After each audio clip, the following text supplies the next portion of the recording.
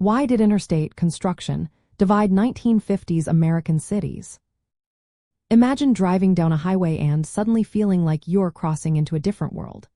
In the 1950s, America was racing toward a future filled with shiny new roads and endless possibilities.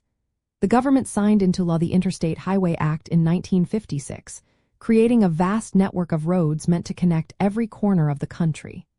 The goal was to make travel faster, boost the economy, and strengthen national defense.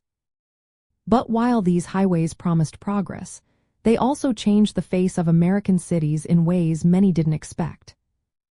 The plan was to ease traffic congestion and help businesses thrive.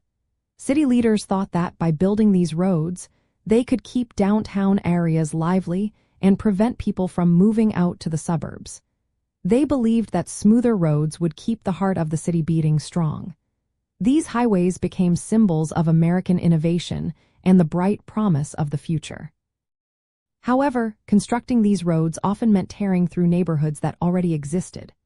Planners chose routes that cut right through communities, especially those considered less desirable. Many of these neighborhoods were home to Black families and other minorities.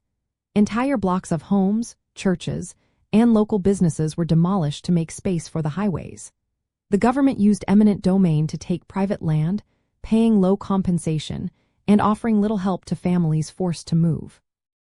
This process often displaced low-income residents and minorities, making it harder for them to find new homes.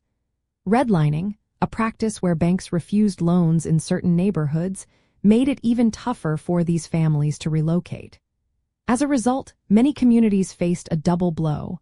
Homes were lost, and opportunities for rebuilding were limited. The highways didn't just cut through neighborhoods, they often split them apart.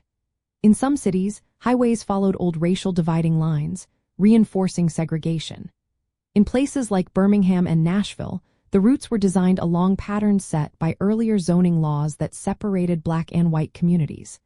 When highways couldn't go through minority neighborhoods, they sometimes circled around or isolated them, cutting residents off from the rest of the city. This destruction wasn't just about buildings.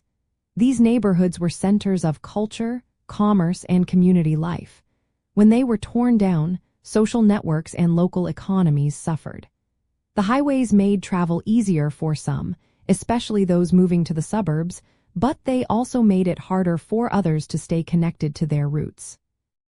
Even with the new roads, traffic problems didn't disappear. In fact, they often got worse as more people took to the highways. The ease of driving encouraged many to leave the city for the suburbs, taking jobs and tax money with them. This left city centers struggling and sometimes declining, even as the highways became symbols of progress. Looking back, many in the 1950s saw these highways as a sign of American ingenuity and hope.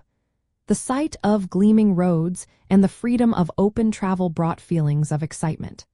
For many, these roads represented opportunity and the American dream of mobility.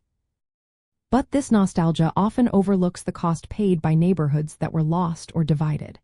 The highways did bring progress, but they also reshaped cities in ways that deepened social and economic divides. The legacy of these choices is still visible today in the layout of many American cities. Understanding this history helps explain why some neighborhoods feel disconnected or why certain areas face ongoing challenges. It also reminds us that progress often comes with trade-offs, and the decisions made in the 1950s continue to influence communities for generations.